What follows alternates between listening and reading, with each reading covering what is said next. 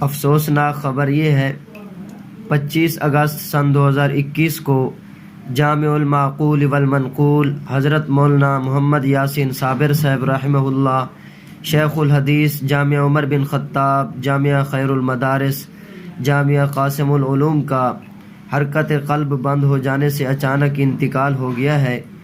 انا للہ و انا الیہ راجعون۔ آپ بیک وقت 3 بڑے علمی مراکز کے شیخ الحدیث کے منصب پر فائز تھے۔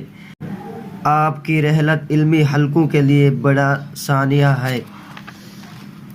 آپ کی نماز جنازہ بعد نماز مغرب قلعہ کوہنہ قاسم باغ ملتان میں ادا کی جائے گی۔ اللہ تعالی حضرت استاد محترم کے درجات عالیہ کو خوب بلند فرمائے، لواحقین، تلامذہ اور اعزاء اور اقارب کو صبر جمیل عطا فرمائے۔ آمین ثم آمین یا رب العالمین۔